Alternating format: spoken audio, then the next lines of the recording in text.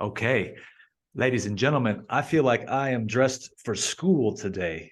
And if you haven't seen, it's because there's a good chance I'm going to go to dating school today, relationship school today, and figure out how to navigate those waters. Although I'm happily engaged, have a beautiful woman, but that doesn't mean that this isn't going to be a fun one because I've got the one and only Rori Sassoon. I had to put the Sassoon into that. Rori, thanks for joining.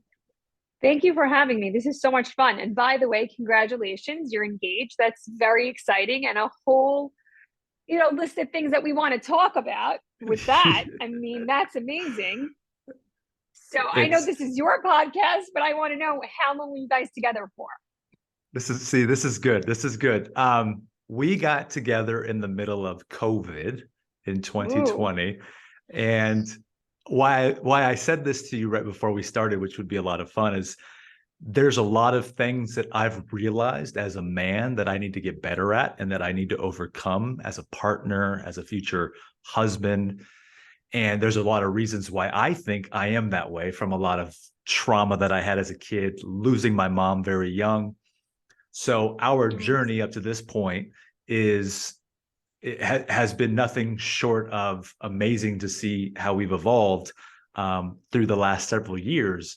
So I'm gonna put those questions into my back pocket and come back to you with them. Um, but I got really excited about this one because I think that a lot of people out there are attempting to find the person, right? Or they're looking, whether they've been disappointed or the one that they're in right now just isn't working for them and they want to make the move. I'm going to toss it back to you and sort of let you unpack where I think you think the current state of dating is and relationships. And once you say some great things there, I'm going to start to unravel after that. So I'm going to turn it back over to you, Rory. well, let's start unpacking because we got a lot here. There's a ton, Yeah, you yeah. know.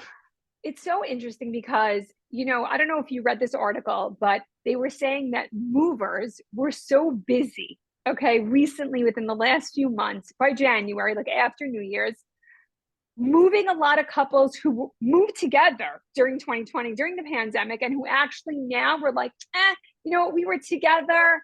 We were like, and we didn't want to be lonely. We kind of settled, but now we realize real life is coming back fast and furious. And like, you're not my person. Mm, Okay. fascinating. So people decided to like, let's say move out, cut our losses, and which is fine. Listen, bottom line is that there's no coincidence in life. Every person comes into your life. I always say a reason, a season, a lifetime.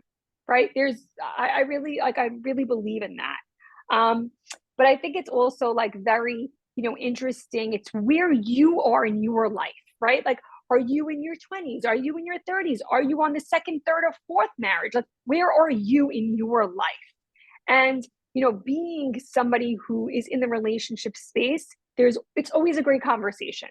You know, People, like you said, are either trying to get into a relationship, out of a relationship, don't even want to know from a relationship, but it's always a hot topic. Mm-hmm, mm-hmm. So so just by the way, I'm going to be about as all raw as I can possibly be in this thing, right? So in my case, I didn't realize how difficult it was for me to be in a relationship because of all of the, childhood events and losses. And once I got into my later years, I had these different angers, I had these different attitudes.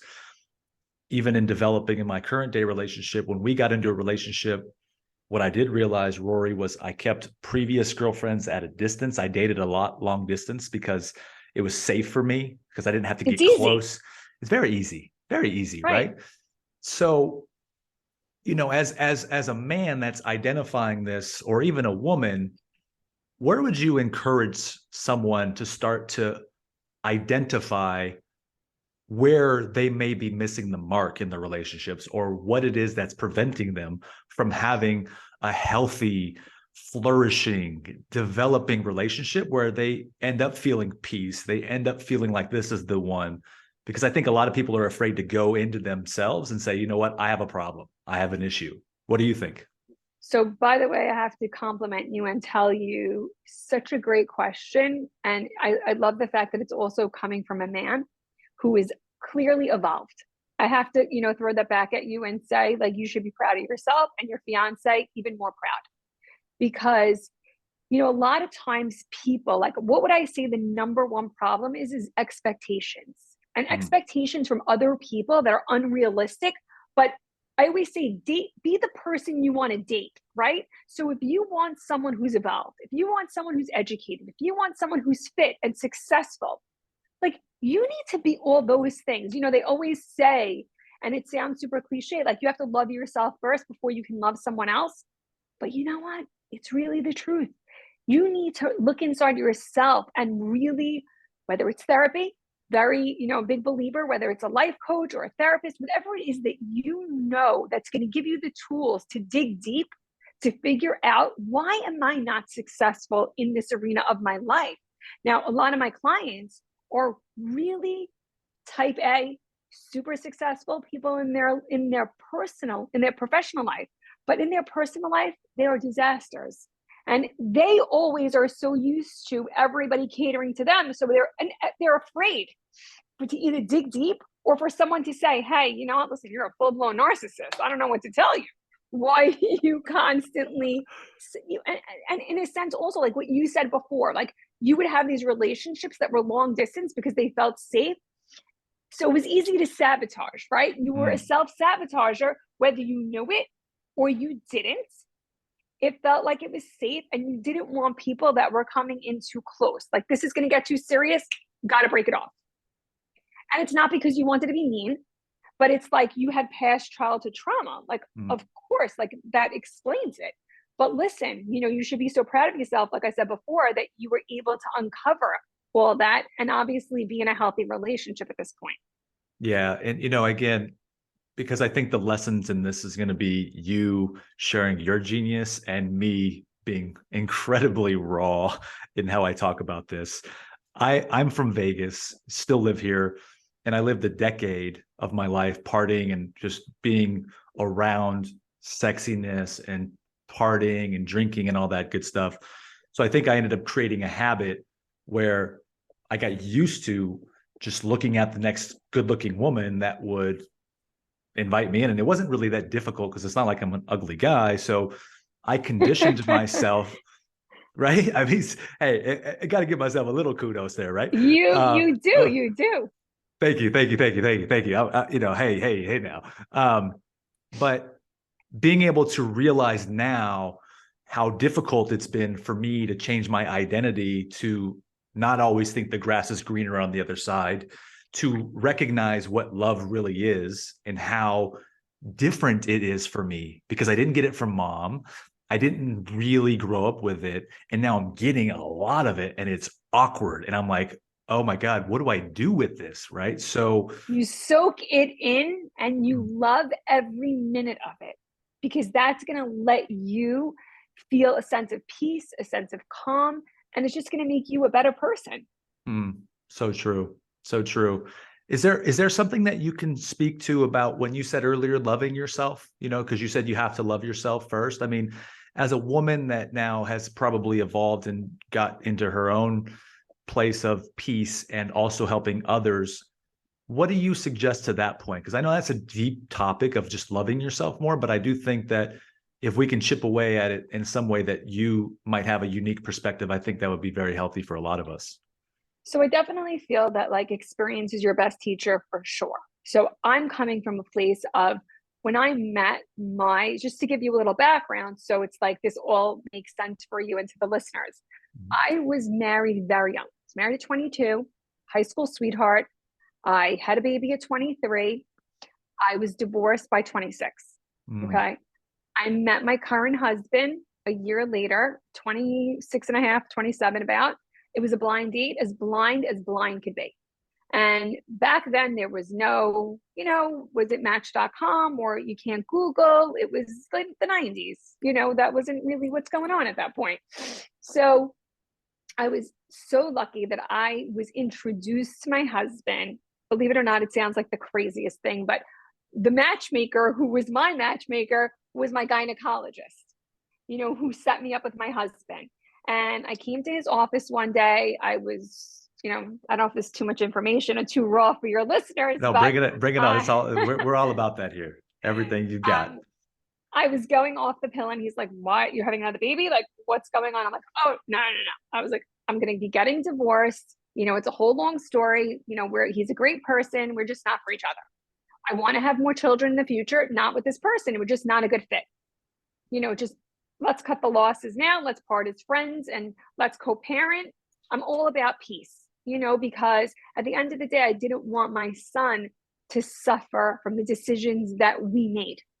Right. So the best thing that I could do, and let's start with loving yourself. I did not let all the people in my ear trying to, say, "Oh, but he did this or he did that," or about money. You know what? I walked away with zero, my dignity, my self-respect, and my self-love. Because you know what? At the end of the day, I knew I'm a healthy person. I'm able to go to work. I'm able to support myself and my son. And I also realized that starting over wasn't like was a good thing, meaning I needed to feel like I needed to love myself, and of course go to therapy, find out like why I entered into this relationship in the first place. Really, we loved each other at the time. There was no really ulterior motive of just being young, didn't really have experience. But the point of what I'm trying to say is that I was so jaded. So the fact that I had this person who wanted to set me up. Normally, I always tell people, don't have a checklist. The checklist is all wrong. Have a checklist with your value system. Never compromise that. That's but I'm powerful. talking about all the like all the shallow stuff, like right, like he needs to be 6'2", and by the way, I'm 5'3", and he needs to be like super good looking, model material, so successful, like so educated. No, like you need to meet a person and give them a chance for face value, especially if this is coming from a person who who you respect, who for some reason saw something in me that thought I would be a great match for his friends. Like you don't just, throw that off to the side. It's also having class and saying, "Wow, it's so nice that you thought of me." And the great thing is that thank God I did go with my gut, which is like, you know what? This is the right thing. I'm going to go. I'm going to see what this is all about. My husband and I spoke on the phone. We met on the phone. And I tell people all the time, none of the texting, please. Text to say, "Hey, is this a great time for you? Let's catch up on the phone." You get to develop like a little bit of a rapport with someone. We were on the phone for over an hour and a half. By the time we met, we spoke again. And it was like, there was a little bit of camaraderie going on when we weren't strangers at that point. And by the way, he's an amazing guy, but he wasn't 6'2", and he wasn't all those things. And we had a big age difference between us. We're 21 years apart. But I have to say, when we met and we sat down, we had a meal together, the chemistry just was off the charts as far as people are concerned. And everything else, attraction, all that just fell into place because I actually like who he is. We can think someone's so beautiful, so amazing, so successful, but do we like them? What? Yeah. So there's a lot to. Thanks for opening a Pandora's box here, because it's time to get good with it. To your point, real quick. Funny, when I met my now fiance, it was over a sales call, and she didn't know it was turning into me trying to pick up on her.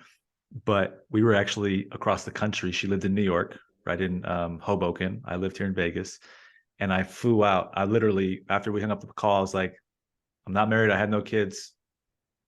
I'm going to come to New York and see you." And I was in New York within 2 weeks to meet her in person, just to kind of follow that principle, right? To find out. I love that.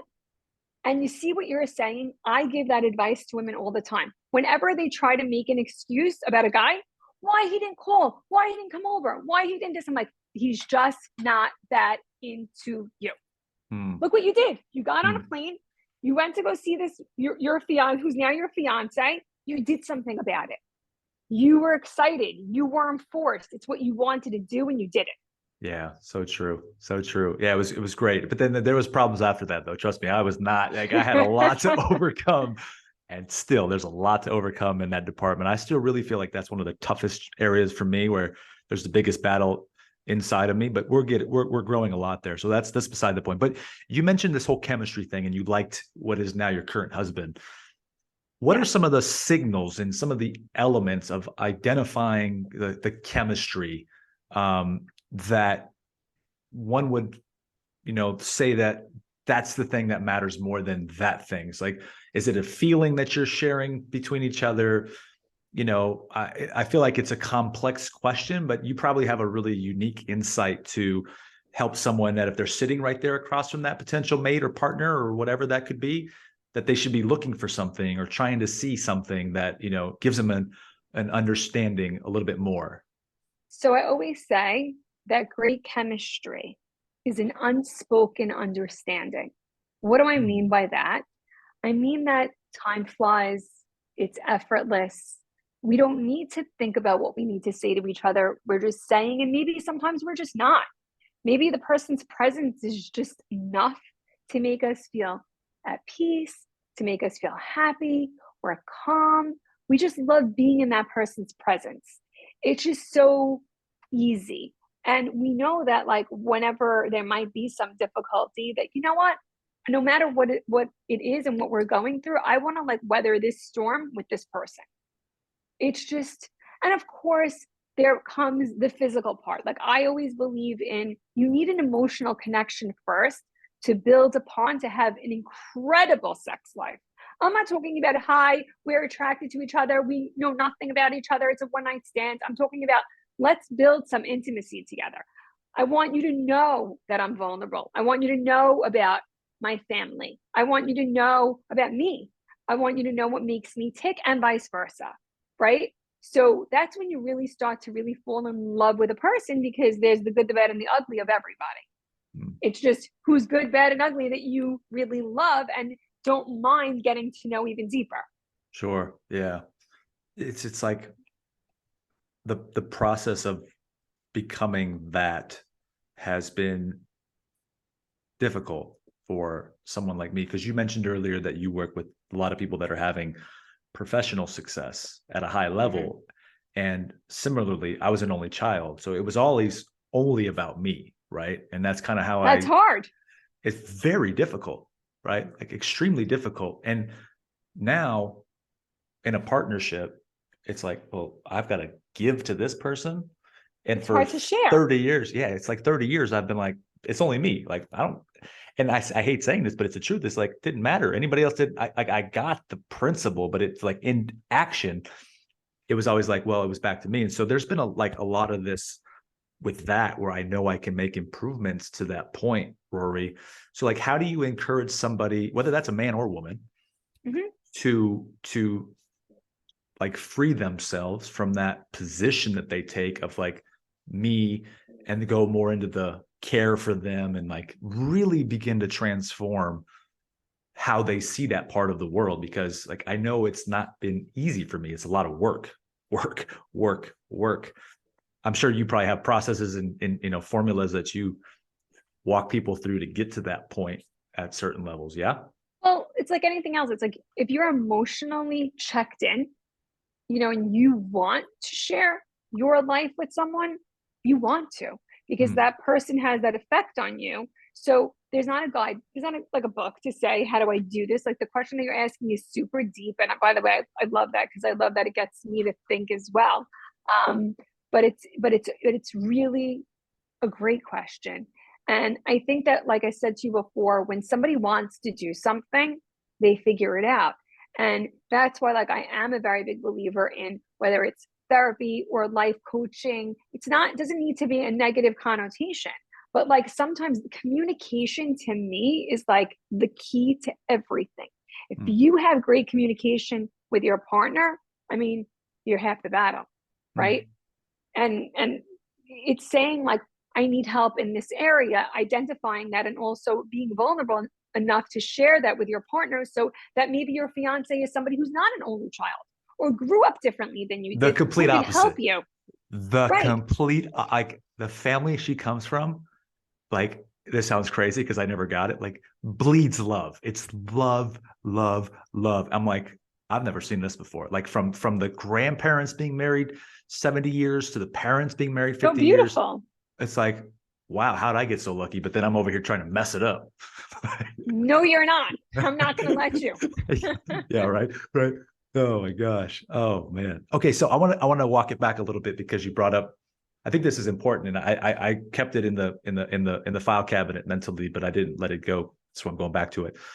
You talked about that period where you got the divorce early, and then you ended up evolving. So how does one in that process like realize that things and maybe even the strength and the courage of the chooser, the woman or the man, to the point where they're like they're so stuck to something because they don't want to lose out on what they've done, even though it might not be healthy, need to say it's time to move on. Can you walk us through kind of like what was really going on the inner side, so somebody that's right now maybe in a position that they're not happy with can say, thank you, Rori, I'm happy now that I'm choosing to leave this relationship, or cross-reference what's happening, and now I'm going to be at more peace because I'm now in this place because what you share here. No, I mean, that's so helpful to so many people. And I've spoken to, of course, throughout the course of my life and when I was going through that, and obviously to clients, now I totally felt I was in a relationship that I was exhausted. I was emotionally exhausted. Hmm. I felt that I'm an extrovert. I love people. I could talk to anyone and everyone. People are my passion. I love people.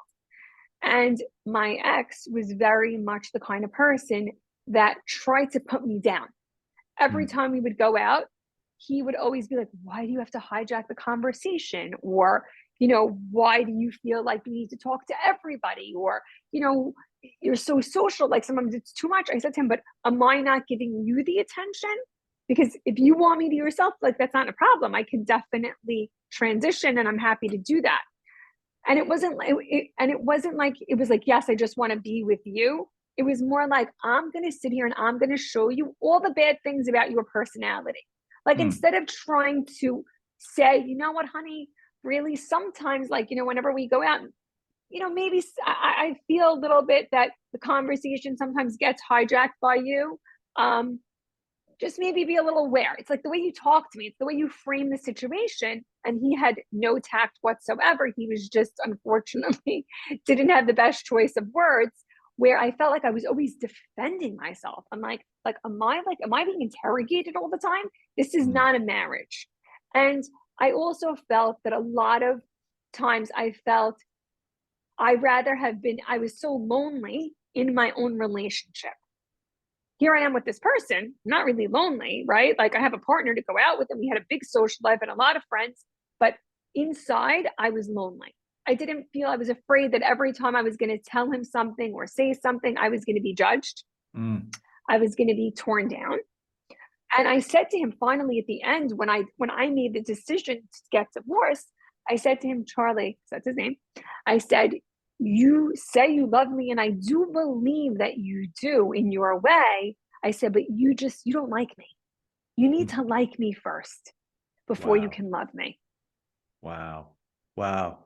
Okay, so liking translates to what in terms of help me understand that. Friendship, Yeah, friendship, friendship. friendship, right? Like Okay. you and your fiance, like you could be friends, you could hang out, you could do nothing. Hmm. If your fiance is having a bad day and like maybe she's a little hormonal today, she has her bitchy moments, she's allowed. You know Hmm. what? Sometimes it's also giving someone space, not cracking the whip and like, why do you like this? What's going on? What had happened? Like sometimes you have to give someone let space. We need to breathe Hmm. a minute. And also respect. To me, like that's number one before love, before anything. And that's why I think it's great when couples really are there each other's like biggest cheerleader, that they have each other's backs, that they really have a foundation of a friendship before anything else. Hmm. Okay, so this is going to be, I think, a very powerful moment in this conversation. So, a lot of what you just said, like a lot of it, I have probably failed in, even in this relationship now. Um, and I'm really trying to unpack it in a way where I take responsibility for what I've done.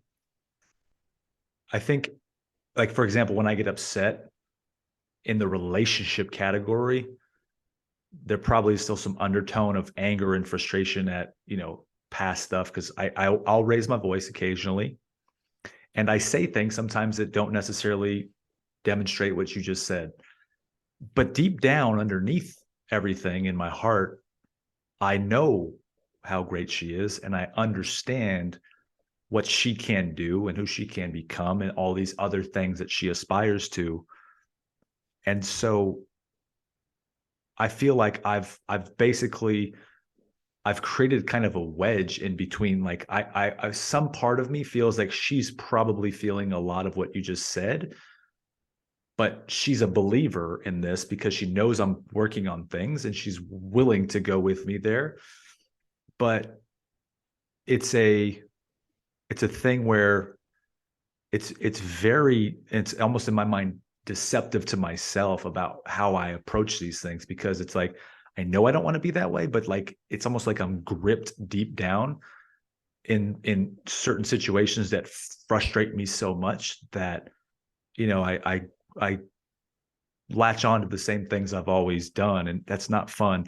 For example, like one of the big values that I have is the way that we think about things. Like, thinking matters.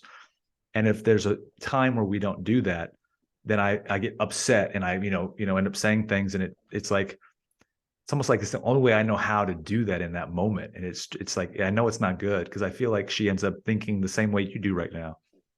And I'm just saying that out loud. I hope that people are really paying attention to this, because like that is super raw and real. But shit, I mean, I think that it's healthy for everybody to take that approach right there, as far as, even hearing it from my mouth. So But it's what's so good is that you're able to identify what it is that, like, if you have, like, anger built up and you don't love the way that it comes out, and if you feel that, you raise your voice and you don't really want to do that, you know what, then you're going to work on it, and you know that you want her to know that you appreciate her, that you love her, that you are working on becoming a better partner to her. But you need to also communicate that to her. So don't be a typical man. And the F word is the word feelings. You're allowed to have them and talk about them. so true. Yeah. Right? And I think that when you express yourself, that you want to be better, and that your shortcomings, and what kind of handicaps the relationship, and you're doing everything in your power, but it's okay for her to point things out in a way and frame the situation where you're not going to be defensive about it, right? Like the defense is going to be down. It's like, sweetheart, you know what? I really love when you talk to me in a little bit of a more gentle tone. It really, like, because when you speak to me in a way where the voice with the decibels are a little bit raised, it makes me feel bad. And like, then you're like, oh my God, oh no, like, I love you. I don't want you to feel that way. So it's just, communicating with each other, because she's not a mind reader, right? Like, she doesn't know like what you're feeling. And as much as you could express, sometimes something happened that day. Maybe you're feeling a little more sensitive, a little more agitated, and she doesn't know about that. Yeah. So true. I mean, the I think it was last night, I was listening to something or reading something about that making a marriage work is an active process. Like, there's no end to it. It's an always ongoing thing. Well, Right. Like that's why we wrote a book called The Art of Marriage. yeah, yeah, exactly. Exactly. So tell me a little bit about what's inside the book from a a developmental standpoint. Maybe we go in that direction.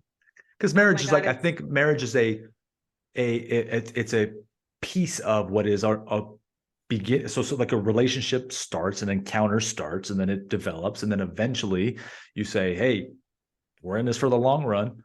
Right. So I'm very curious right? on what you got in there. So it's funny. So at the end of the book, okay, and I'm starting with the end because I think it's important for people who are really dating, okay, with a goal in mind, where the goal is going to be either marriage or, living together and having a long-term life partnership, whatever you choose. But you check in with yourself as a couple. Like, why are we getting married? What is it that we love about each other? What are each other's strengths and weaknesses? How do we make this work? And are we in it really for the right reasons? I think that that's like a very big conversation that people, not because your lease is up and it's time to move in and I don't want to get another apartment. Like that's like no bueno. Like that's all the wrong reasons why you don't do that.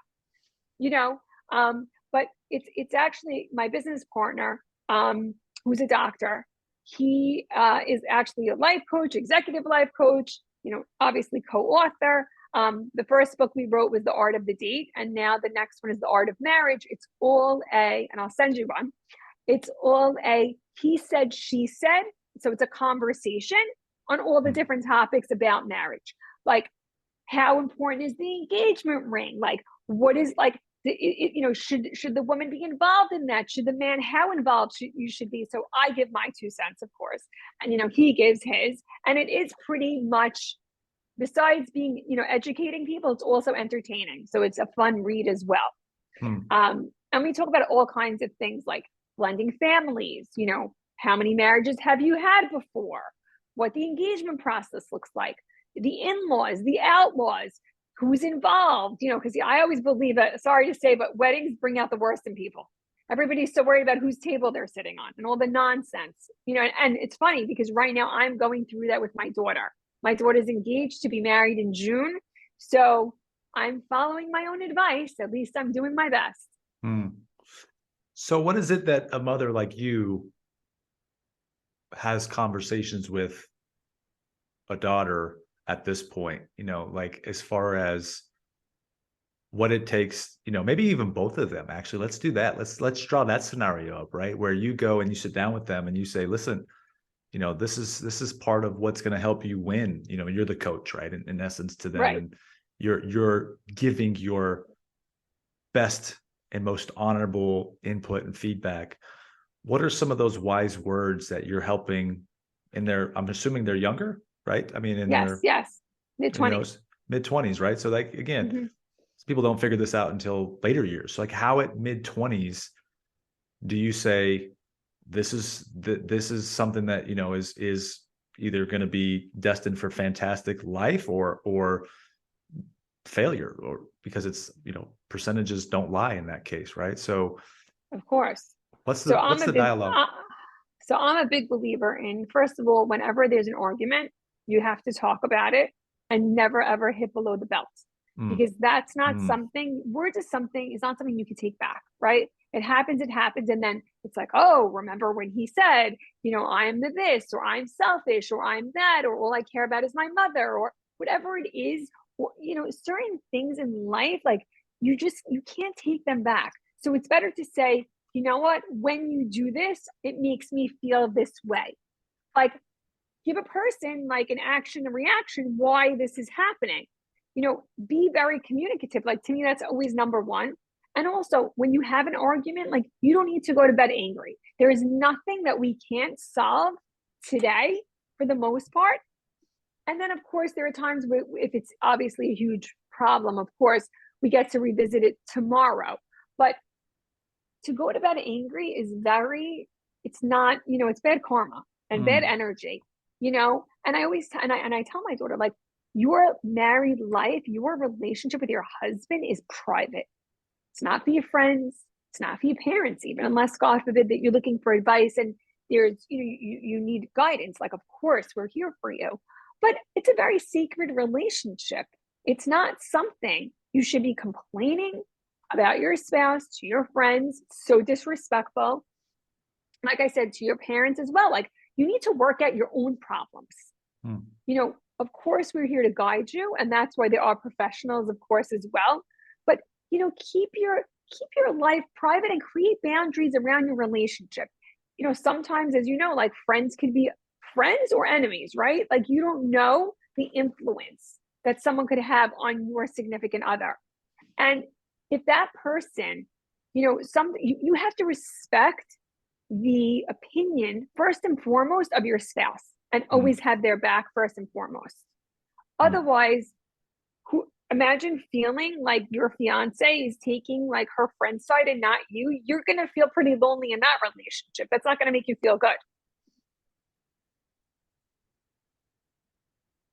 I know that when I get angry, that it's almost besides me, and it's got better, to be the one to go forward first, right? It's almost like, no, I'm gonna hold this position of like, you come to me type of thing. And because Get there's, over that.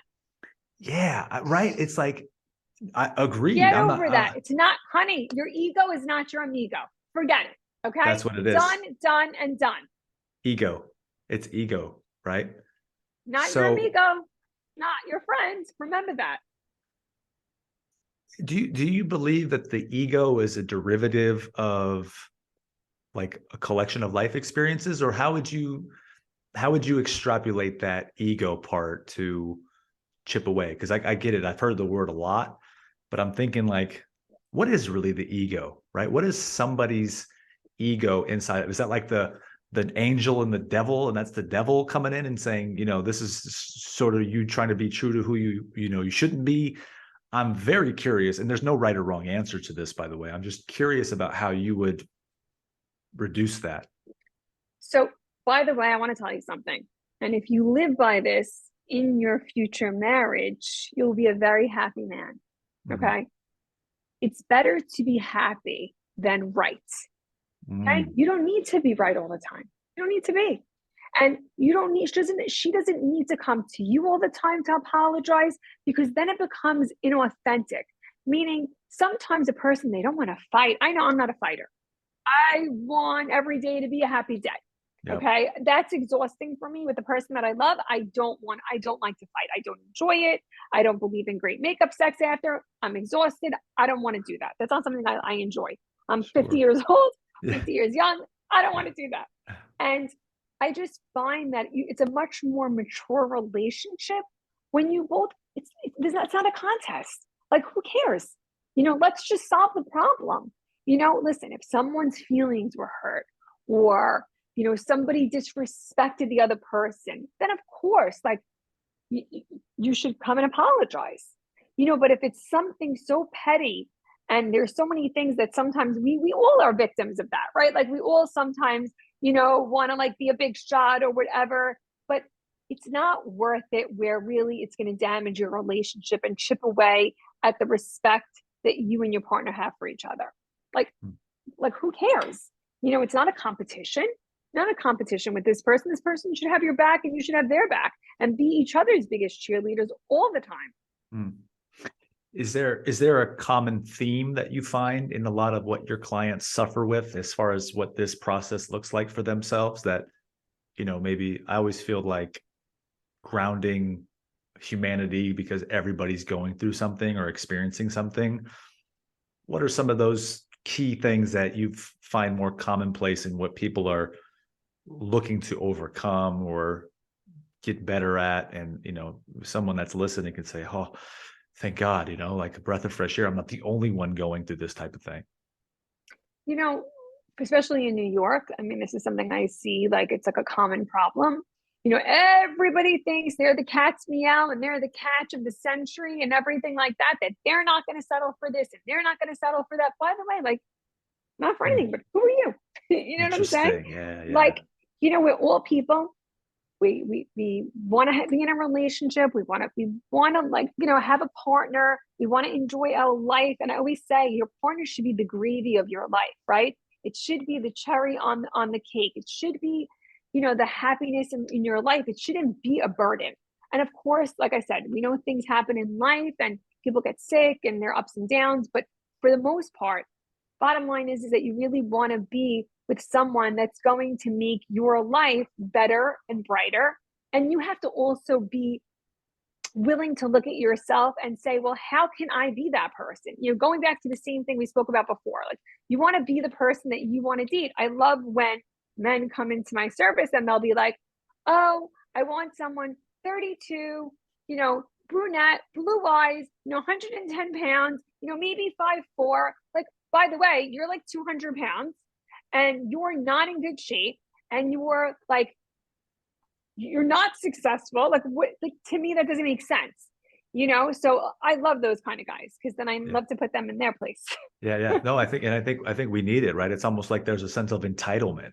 Like, we're just because we're a man, we Oh, get to have the hot that's chick. That's a big word because, the man has, let's say you want to talk about the means, and, maybe women will overlook that because that, but but it's very funny because I will tell these men, do you just want to be a meal ticket? Because at the end of the day, that's what you are. Mm. So if that's okay for you, that's okay for you. That Yeah. you don't need to come to me for that. Rory, this is a powerful point. I think I remember it getting come up in some of our current relationships where my lady was like, you know how many guys came to me and had money, and it was like I could be with them right now, and she was like, I wasn't for me. I'm like, you chose me, damn. I laugh seriously. Women that are out there, do you feel that the ones that choose that, and I get that, like, so there's a very like this gray area, which I'm very curious of just how you see this.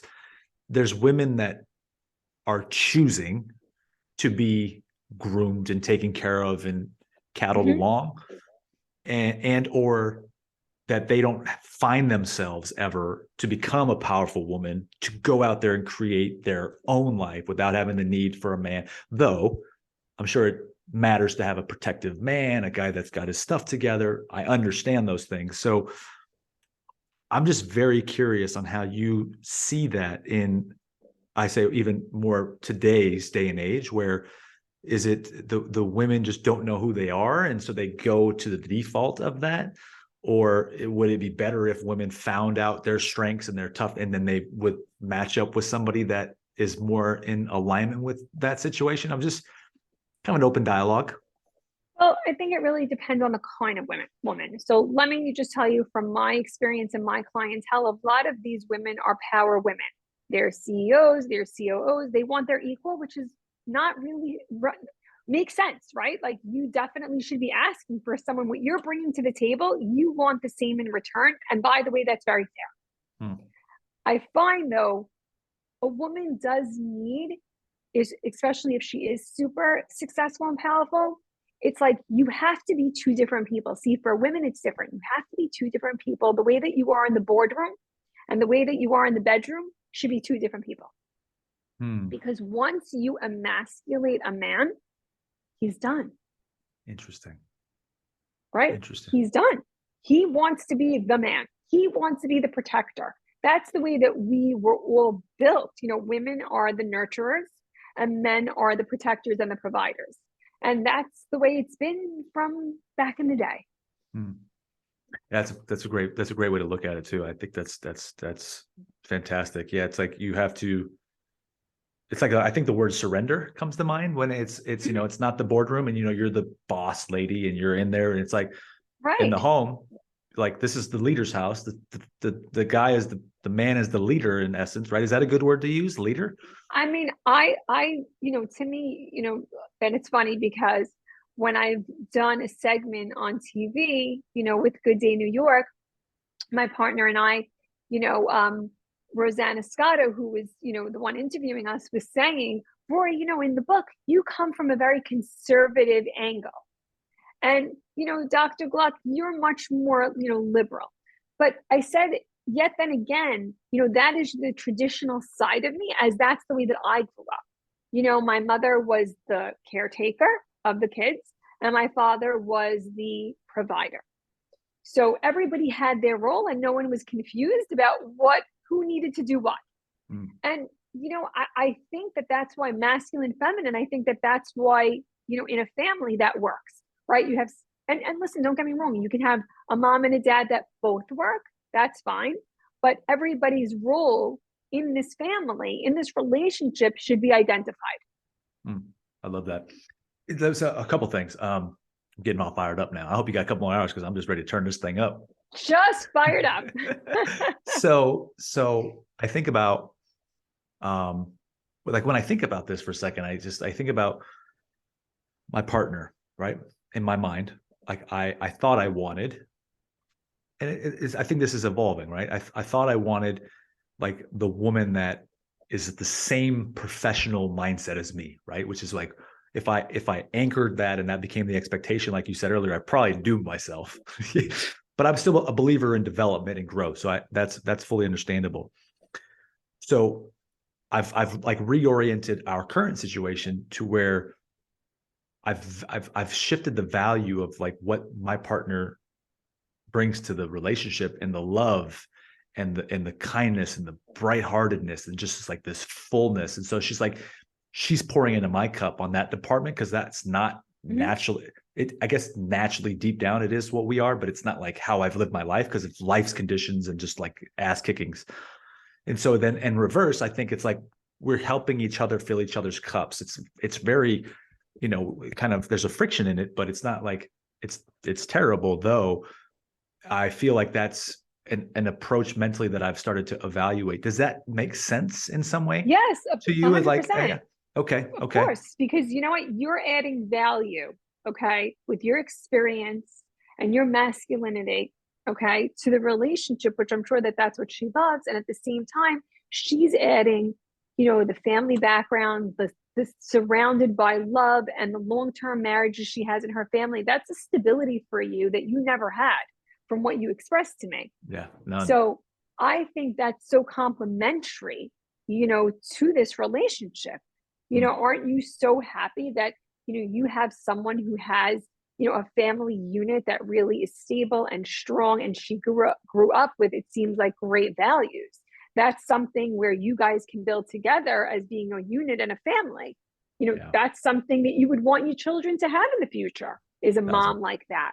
Yeah. We have a baby, by the way. We have a almost 6-month-old now. Congratulations.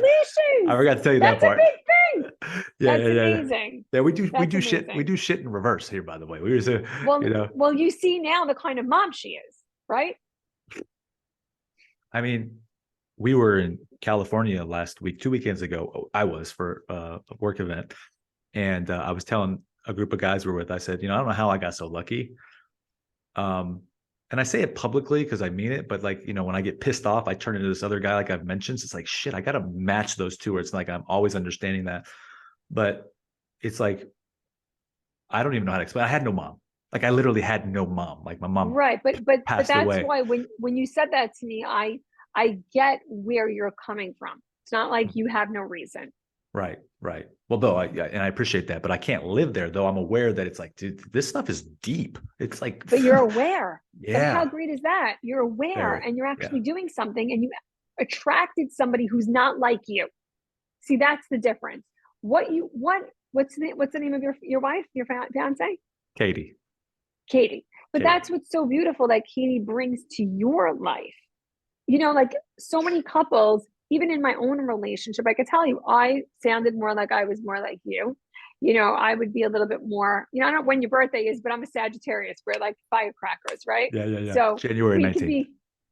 Capricorn. Yeah, Capricorn. Okay. Yeah. So like, I definitely could be much more reactive, but my partner has taught me that that's not helping me. That's not powerful. That's not getting me anywhere. So that's a great, character, like trait that he has, that he brought to my life. And listen, I'm very happy to learn, right? How great is that when we get to learn from our partners? There's nothing more sexy or more stimulating than when you get to learn from your partner to be a better person. Yeah. I've said that out loud several times. I've identified that's like, we have these weird things. Like, I'm a believer in growth and development. And I also believe in, I think this is where it became a little bit, in addition to it, more challenging, because she's a superb individual with tons of everything I've mentioned: bright kindness and love and excitement and enthusiasm. And I said, you can teach me all that stuff, because I would listen to you. And then in other cases, it's like around business and certain things, it's like in my brain, I made it so that it's like, I only listen to people that have the success. Right. And so it's like, it's this weird thing where, and I hate saying it, because it's like, I don't want to put her down, but it's almost like I have this mentality that I should only be listening to these guys because they're the ones that are above me, that, I've gone to that level. And so I think that created a bit of a dissonance in us too. So, by the way, you just bill me later for the therapy session. I mean, it's all good. It's all good. You know what I'm saying? Oh my gosh. So Modern day. But all those people and all those strangers, I want to just continue with what you said. They might look like they have it all. They might look like they're more successful business wise, but you know what? This is your partner in life. You know what? Maybe she might not be president of a Fortune 500 company, but you know what? A lot of times that's all a bunch of, am I let a curse on this thing? Yeah, of course. A lot of bullshit. Sure. Okay. Anyway, you picked her for a reason and she picked you. And by the way, you know, there's a big difference between IQ and EQ. You can Mm, give me EQ all day and all night. Let me have the emotional intelligence that will really create me to move forward and have a happy life, hmm you know, than to have all the money and all the business success. Because if you don't have a great partner to share your life with, it doesn't mean anything. mm, So many people are so lonely and sure. are searching for that. And look how lucky you are that this is the person that you found who's Yeah. made your life better and given you a beautiful child. Oh, the best. Really, like it's been tremendous. Um, how would a guy like me, Rory, you know, you've been to this after having a baby, respect the boundaries of recovering as a partner in a woman that's coming through recently giving a baby and understanding that situation? Because not only do I not, you know, give birth to the baby, nor do I carry the baby, nor did I have the mother growing up or anything like that. So I'm like, it's completely from outer space to me.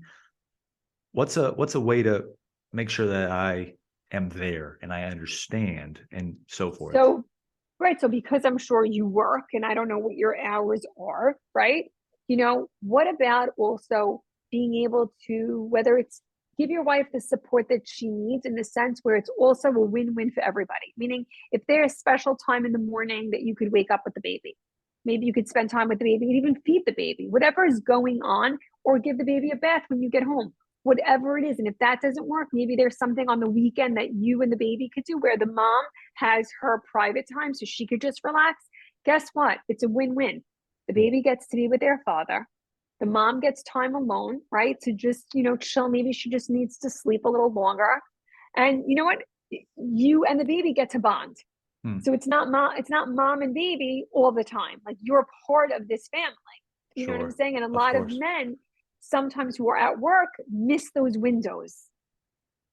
And Yeah, it's a that's it. shame because you're not getting that time back.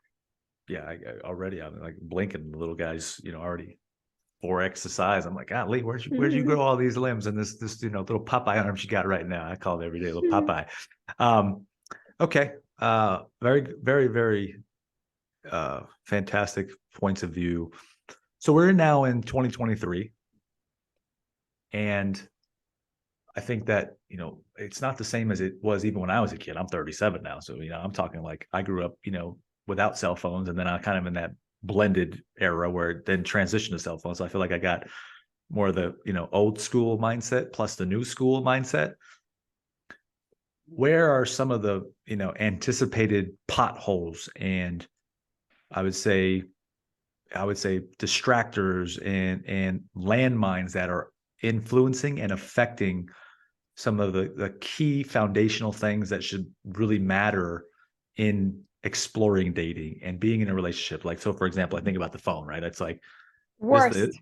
this yeah. Worst. It's like, what, hell, you can scroll and you can see a hot chick on Instagram and be like, whoop, you know, or then you can start thinking about, oh, you want to date this other girl because it triggered this thought and you go over here. And so I'm sure you experience this a lot with your clients, or you probably have a lot of ways Hmm. to speak around it. I'm gonna hand the mic back to you because I'm sure this is going to be good. Well, I have to say, I love meeting people for face value. Like, I like when I see someone in person, I can tell eye contact, I can tell chemistry, I can tell if I want to like this way this person sounds, what's their voice like. It's all real, right? Like, I Hmm don't have to guess. I either feel safe or I don't, right? Like, it's just that feeling. To me, I think the phone and the apps are a big waste of time, a lot of distraction. You can't, like, it's also, listen, from a woman's point of view, it's a little bit dangerous too. Like, you have no idea who this person is. And my advice to people that do use, you know, the apps is move off the app if it's really someone who you're having like this conversation back and forth. If you're both interested pretty quickly, go to a FaceTime date. Like, what does their home look like? What do they really look like? Is their picture bullshit? Photoshop 10 different ways? Or is this person like the real deal? Right. Right. So to me, I also feel like Instagram, it's like a kiss and a curse, meaning kiss in a sense where if you're trying to promote a business, it's fantastic, right? Right. Because you get so many eyeballs on something. Yep. But at the same time, for dating and the photoshopping and what people think they should look like, these young girls, I mean, it's terrible. Everybody needs to be like a -0 and we should be 95 pounds. And, it doesn't matter if you're 50 or you're 20, it's just a false sense of reality. So I never had this before. Like you went on a date, you met someone, you saw them, whether it was at an event, a friend's house, a party, a bar, whatever. Like, to me, I feel like I missed that. And I feel sad for the people who at this day, in this generation, that they don't have that. They don't know what they were missing. It Sure. was so much better and so much more real and a lot less of a waste of time.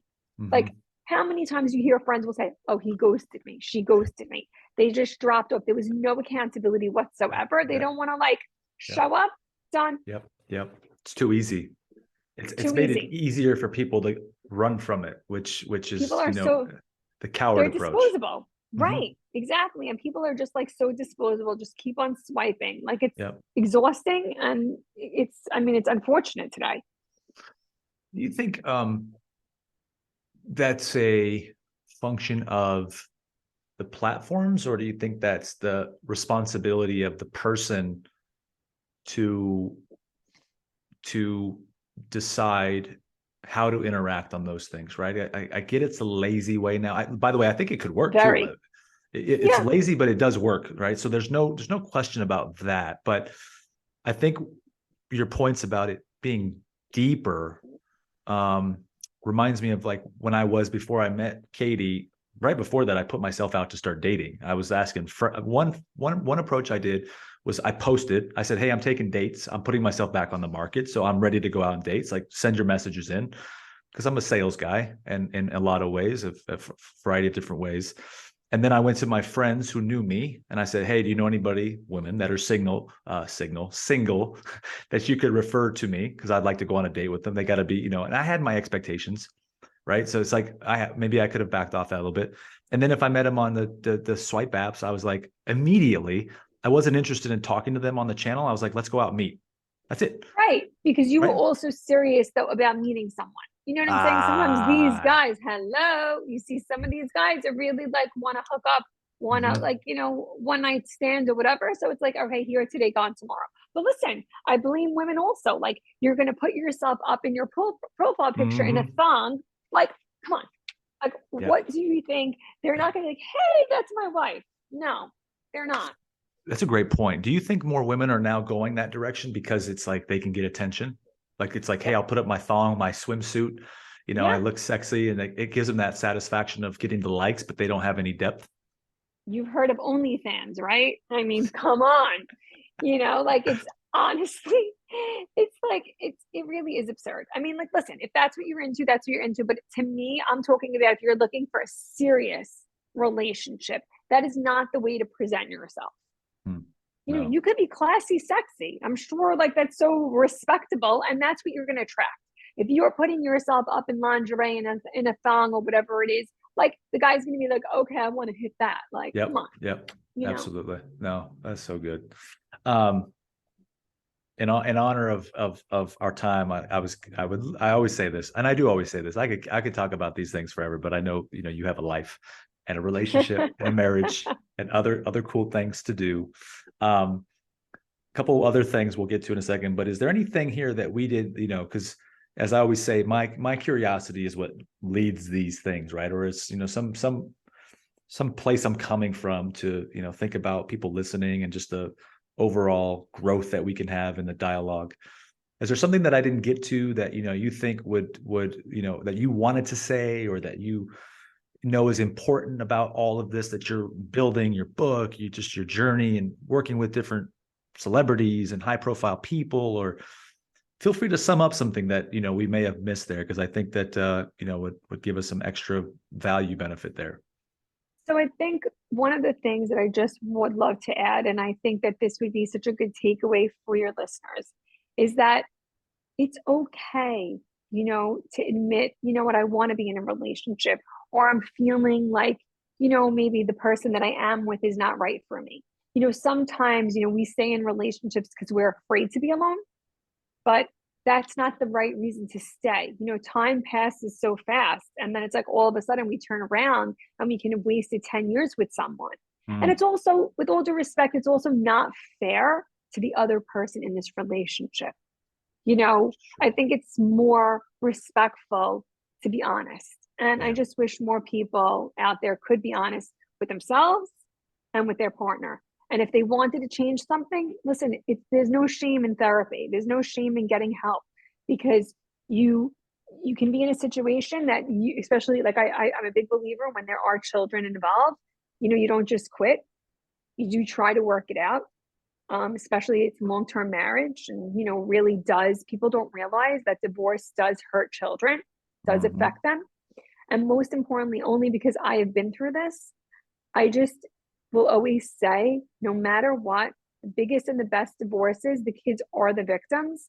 So please, parents out there, really just, you created these children together, or a child, whatever it might be. Really take that into account, because you're going to go on with your life. The other person's going to go on with their life. And you know what? This child is always going to be your child, right? So true. Which is going to be an adult one day. So just love your child. Like, that's all you need to do. Don't fight about anything, because at the end of the day, the lawyers get rich. It's not about that. So and true. I just feel like people can end relationships in a way that doesn't need to be so hostile. Like, to me, I always feel like if I could protect, the kids, and I've always said that to so many people who have gone through divorces, I'm like, no matter what, think about your children and their well-being, because you know what? You can always, no matter what, mommy or daddy, whoever it is when somebody speaks about their parent in a negative way, it hurts a child's soul. And I think that no matter if you're 20, you're 8, if you're 30, you don't want your child to grow up with that kind of toxicity. I cannot undermine the value of that, from the position of, it's already hard enough for the kids to figure out life in general. And Right. the parents, if they haven't figured this part out, right, that like their values and principles and the right thought planes to operate on, and the growth mentality, breaking apart like the foundation of what they get raised in, is creating them almost like what seems like could be the most massive diversion in their life, where it gives them permission to do the same thing in their life. And which is why I say this, because it's like, that's how my childhood was, right? And so it's Right. like, I've realized the impact of that in how I became and am learning to overcome. So that's a fantastic point there. So I really appreciate that and respect it, especially now as I have a baby boy here, and it's just a tremendous joy. Well said. Well said. So one more question after I ask you, where can we find you? Where are all the websites and the handles and all those good things? I'm not talking about the ice cream. I'm talking about the I know. Instagrams and all that fun stuff. So my Instagram is at Rori Sassoon, and my website is Platinum, PLATINUM, POIRE.com, and you can get either The Art of the Date or The Art of Marriage. Both books are available on Amazon.com. Amazing. Perfect. You all heard it right there. Rori, I always ask at the end what the guest's idea are, or what they think the meaning of always on the grow is, as far as they see it. So obviously I'm going to ask you the same thing. So always on the grow for me means that we are always on the go, evolving, right? We're always growing, we're always evolving, we're always learning. And this way we'll always keep life interesting, first and foremost. So true. Hey, thank you. Thank you. Thank you you. for your time, and thank you for obviously the lessons and the learning curves and the insights and the wisdoms. And I think even being a sounding board for me, I mean, I know how much time matters, and I know people are busy. I know you're rocking it and crushing it. So from the deepest part of me, I just want to say, I'm grateful for you and thank you. And let's go out there. You have inspired me to go back right now to my partner and say, look, we're going to watch this interview right now because I have access to it. I'm privy to it because I'm recording it. I say, we're going to study this thing right now and figure out how to keep making this thing better. So thank you. Exactly. Of Thank you. course. My Thank you. pleasure. And send my love and regards to Katie because, I, I got to be Team Katie right I now. She's will. bringing you all the love. That's I it. know. And that Of baby course. boy, forget it. You can be all TK. Yeah, you can be all TK. TK, baby. That's That's right. perfect for me. Cool. All right. We'll catch you on the next one. Thanks, Rory. Thank you. You got All it. Have a righty. good night. Thank you.